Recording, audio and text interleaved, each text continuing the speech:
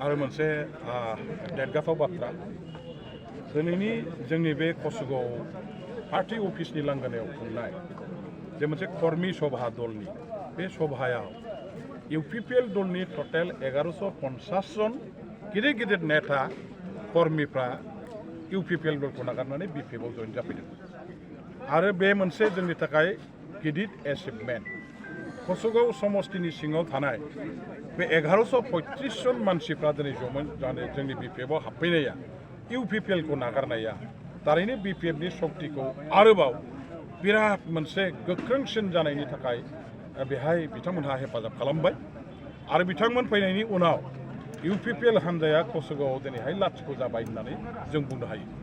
दासिमहालागैबो गोबां गामि गामि गोबां ओनसोल प्राइमारिफ्राव इउपिपिएल हान्जानि दैदेनगिरि नेताफ्रा बिपिएफ हान्जायाव जइन जाफैनो थाखाय बिथांमोनहा सावरायगासिनो दं। इलेक्शना दासो घोषणा होदों। इलेक्शन केम्पेन आरम्भ जानाय लोगो लोगो बेवहाय नोंथांमोना नुनो मोनगोन जे इउपिपिएलनि नेताफ्रा कसुगाव समष्टिनि सिङाव गिदिंनानै बाथ्रा बुंनो थाखाय गसंनो बिथांमोनहा बिथा गैयै जागोन। खोनासंग्रा सासेबो मानसि गैयै जागोन। खामानि मावग्रा सासेबो मानसि गैयै जालांनो हागौ।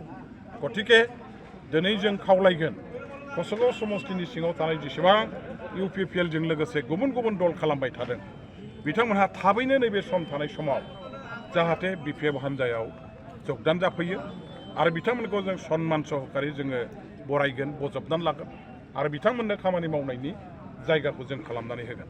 दा बे हिसाबै दिनैनि बे लैहोर आइ आफा रायजो राजाफ्रा बिपिएफआव फैनायनि जे सिद्धान्त लादों मास पिपलनि मोनसे सिद्धान्त बियो जेनेरेल पाब्लिकनि मोनसे डिसिसन बियो आरो बे बास्तब मोगथां मुलुगजों सोमोन्दो थानाय मोनसे डिसिसन मोनसे थांखि आरो बे थांखिखौ सन्मान होनो जोङो समय मथे जुदि रोङाब्ला जायफ्रा दिनैहाय उन जाबोनानै थादों जायफ्रा दिनैहाय फैनो आख' फाख' जादों बिथांमोननि जिउआव राजनैतिक भाबै अरायबो खोमसि दरसिनि जोमैया साग्लोबनानै थागोन फेलें जागोन हांमा सरनो गोनां जागोन खस्थ' मोनगोन आरो बेवहाय ओंखायनो जायफोर दिनै दङ आद्रा फिद्रा थाबोबाय बिथांमोनहा बेबायदि मुलुगाव थायालासे जोंनि सोरां मुलुगनि फारसे बिपिएफ दलाव आगान सुरबोनानै जाहाथे जइन जाफैयो आं बेखिनिखौ खावलायहरबाय।